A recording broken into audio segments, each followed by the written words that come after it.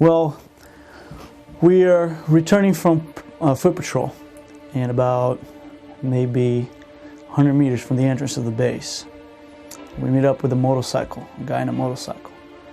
I search him, shake his hand, and as I move away, as I'm about to step on the highway, boom, everything goes up in the air. I get tossed up in the air, I land on my back, and at that moment I'm thinking, oh my God, and my legs are still there.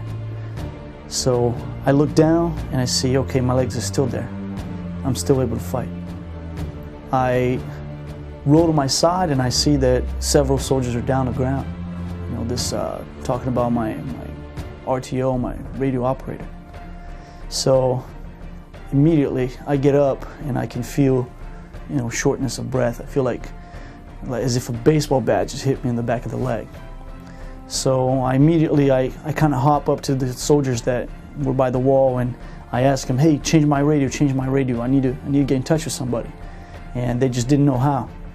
So I send them all the way up to get help, while on the radio I could hear people asking for help and people yelling for help down the hill. So I turn around, I look at my leg and I'm bleeding, and I'm thinking, well, I either help the people down there or I can spend time here putting the tourniquet on my own leg. And I figure, you know what, as long as I can still fight, I can still help them out, and I'll take care of them first.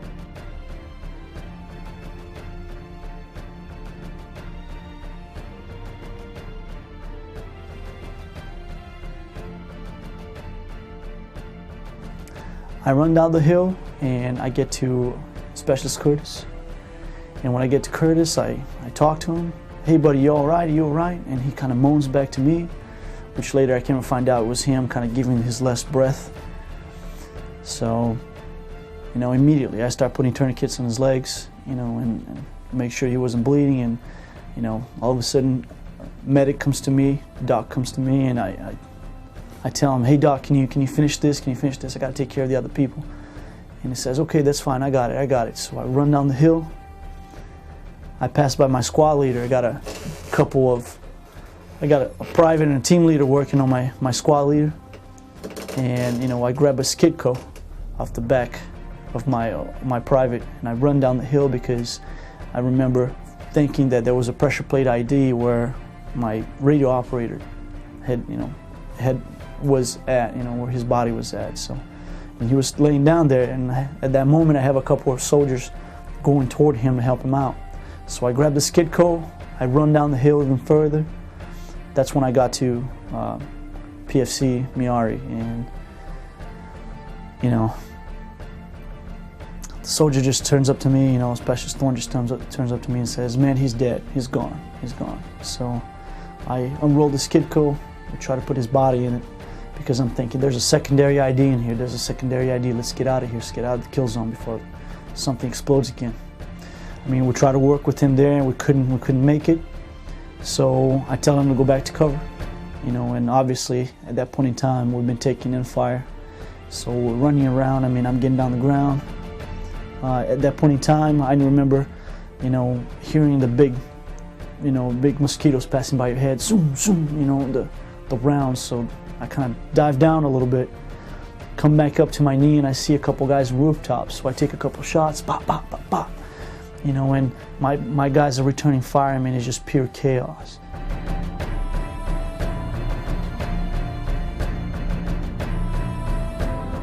From there, I mean, obviously, at this point in time, we're taking fire, so everybody's just getting up, getting down, you know, and trying to get behind cover, you know, shooting back, that kind of stuff. Everybody's just running around. I was just really hurt, and I couldn't breathe, and it was just hard running up and down that hill. So that's when the idea of the gator came in mind. Hey, let's grab the gator. So I ran uphill. I jump on the gator. I put my weapon in there. You know, I tell the guy that's taking cover behind the gator, you know, Sergeant Drake, I tell him, hey man, I'm sorry, I'm taking cover, but, you know, I got you. I'll get you back to cover before I take it away from you. So I grind the gears, you know, put it in drive, and I drive it up enough so he can take cover behind it, and he goes back inside the base, you know. Takes cover behind a Haskell wall, and I make a wide turn. You know, I'm thinking, I gotta drive this down the hill as straight as possible. I can't roll this over, you know, just make another casualty right there, you know, if I roll over on top of the people that are down the hill. So I meet that hill 90-degree angle. I go down straight. As I go down straight, I can feel that I'm losing control of the gator. You know, we're scared. I remember my squad leader looking at me, and I mean, he was out of it. He didn't know what was going on. And I remember telling him, "Sergeant, don't worry, Sergeant, I got you. I got you. Team leader's taking care of it for you." So you know, I'm saying, "God, please let back be reversed." You know, and I grind the gear back. I pull back up, pull close to the casualty, to my squad leader. And everybody, you know, we're going to start loading them up. So I grab the rifle again and start providing cover. At the time, Private Mancini kind of takes a knee next to the gator too, and we're both returning fire. We're talking to each other, directing. "Hey, get as much SI as we can. Let's put it back in the back of the gator." So we start putting them up. I mean, just getting them out of there was crazy, you know. So as I was going up, I'm thinking, you know, how we're gonna get these guys up here. I mean, the hill is pretty steep, you know. I don't think this got enough power, but you know, we'll see. So I grind the gear forward again, and I'm driving, and I'm thinking, all right, I gotta meet this as 90-degree angle as possible, as straight as possible, so I can get full power out of the wheels. So I take a wide turn. As I take that wide turn, I go up the hill, and I mean, it's taking it, and I'm praying, you know, and you just hear the rounds buzzing by, and you know, and we're getting up the hill, the power's not going, and I'm thinking, please, Lord, let this go through, you know. And right there, just at that moment, that's when we make it, you know, make it right through in the top of the hill. And as I drive back inside the base, and I see people, and I can see their eyes, and their eyes looking at me like, what's going on? Oh my God, we didn't even know you're outside the wire. So I pass by, I tell people, hop in the gator, let's help out. So, you know, one of my one of the squad leaders jumps inside of the gator with me, and I start driving up the hill. That's when I see the medics. You know, then all of a sudden all the medics start jumping on top of the gator too, start helping, you know, the guys behind it. You know, that's when I just drive straight back, and you know, I can tell that everything is going. You know, I mean, I can barely take a breath. My legs going numb. I can barely press the gas. You know, but I mean, we did what we could do. I remember going up and down that hill several times and just, you know, doing everything I could. And obviously, the boys performed beautifully. You know, all of them were fighting as a single unit. Everybody providing cover. And if it wasn't for them, I tell you, I guarantee you I'd have been shot that day. And if it wasn't for their dedication, I mean, none of them. I mean, I remember being there, and we're talking, and you know, no man left behind.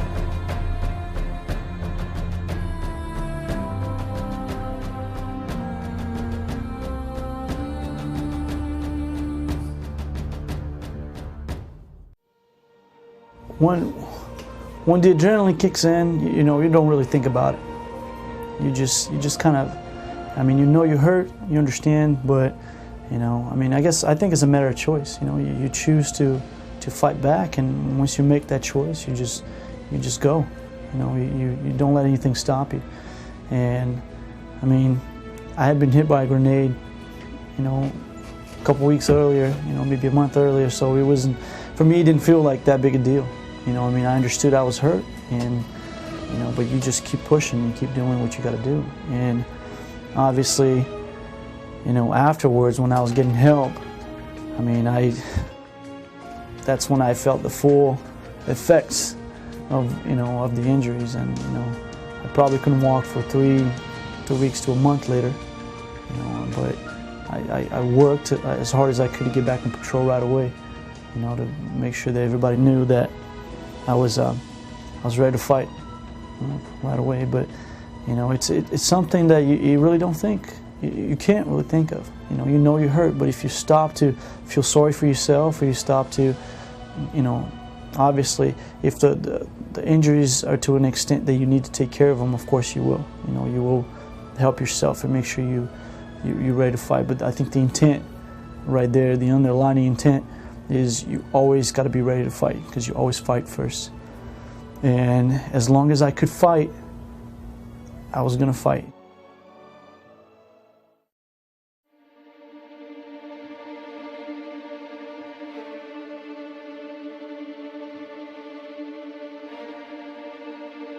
guy turned his bike on, prayer was done, took a couple steps, started walking away, and the guy blew himself up as we picked up and started moving. That's how that started.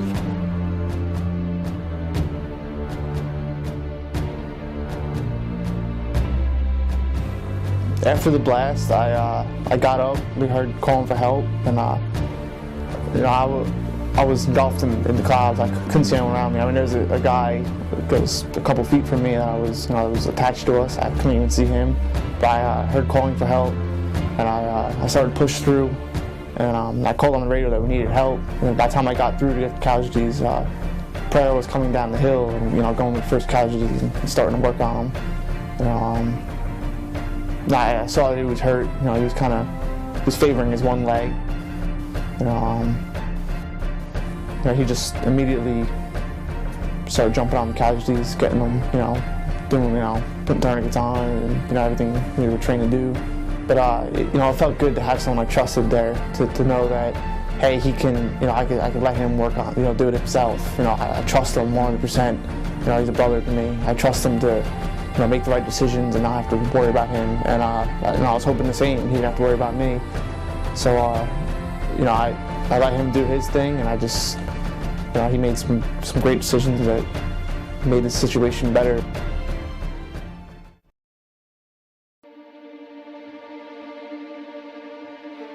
Now we're starting to take fire. I still don't know how any of us got hit.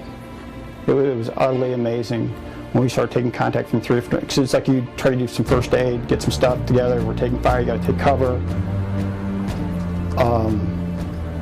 I don't even know who said that we need the gator down here.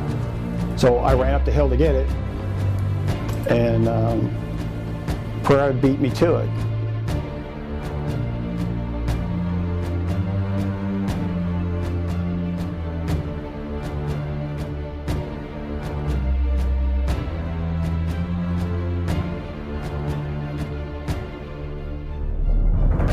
And so he's already in there, and the gator is, you have to jam it in. You put your foot on the brake, you jam it into gear. But if you don't know, it grinds. So it's that, reflex to back off. Well, he's grinding, I'm like, let me drive. No, I got it. No, let me drive. Pereira drives it down. And then backs it right up to us. So it was a quick load up. And Pereira was able to drive him out. But I just remember we had to take cover again. And then I hear Pereira yell out. And I didn't realize at the time, but he said, hey, no man left behind. We're not leaving without Mary. I was never so stoked. I was so pumped. I wasn't even afraid. I was so, it was like,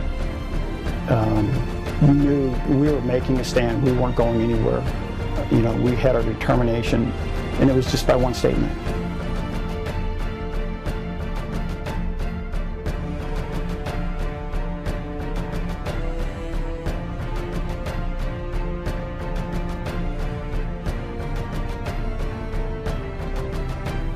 He couldn't do anything better that day to help the situation, and I'm glad he did.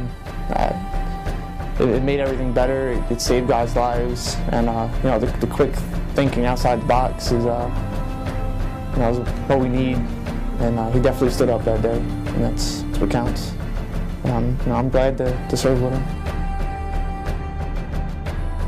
This day was the most profound thing I'd ever seen. When I finally told my wife, and this was months afterwards, I finally sat down when I was home on Downs, and I told her, you know why? I took this job. It was not for the money I could make. It was to serve my country. It was to help the soldiers. That was my job. It wasn't about me. It was what I could do to help the soldier.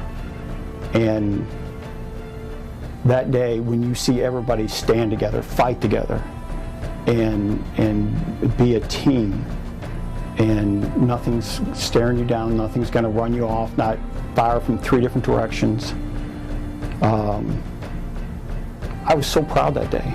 I was so proud that day to be an American. I was so proud to be with Hard Rock.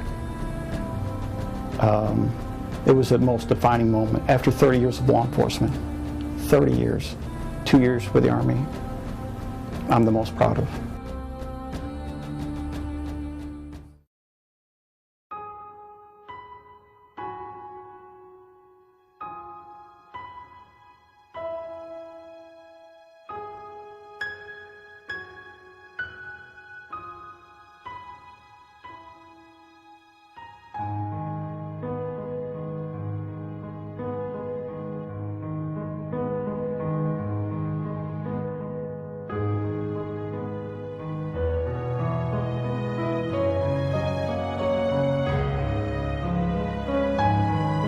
I want to thank everyone for being here today. Many of you came from many miles away to pay tribute to a distinguished American who so selflessly risked his life to save others. And today, as you all know, we recognize Sergeant Felipe Pereira for his extraordinary actions in the face of adversity and a determined enemy.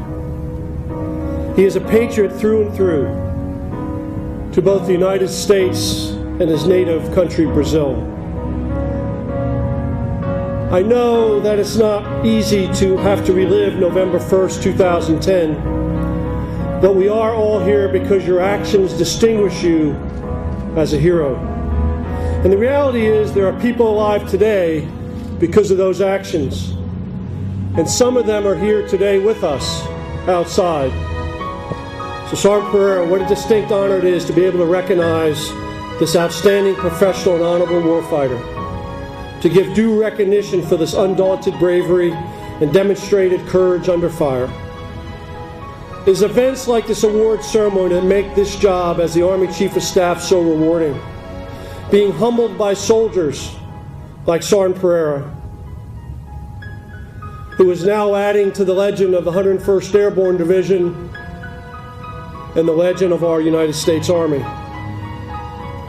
What happened in Sanjare Zari District, Afghanistan on November 1st, 2010 was the ultimate test of skills, leadership, and inner fortitude. In that defining moment, Sergeant Pereira's actions will be forever etched in our nation's history, to be remembered and studied by service members, scholars, and historians in all the years to come. He said that his squad all fought together. It was one effort. And this medal is for all of us. Sergeant Pereira, the Distinguished Service Cross that you will soon wear is yours. Wear it with remembrance, in knowing that the blood of your two friends was not shed in vain. Wear it with pride, knowing that you have earned it with the approval of your peers, your chain of command, the Army leadership, and the Commander-in-Chief. Wear it with distinction, knowing there are only 164 other Screaming Eagle soldiers in the 70-year history of the 101st Airborne Division that have been awarded this prestigious badge of courage. Wear it with honor, knowing you represent something greater than yourself when you don that uniform. And you were awarded this honor because you went above and beyond the call of duty. And wear it proudly, knowing that your medal represents the thanks of a grateful nation.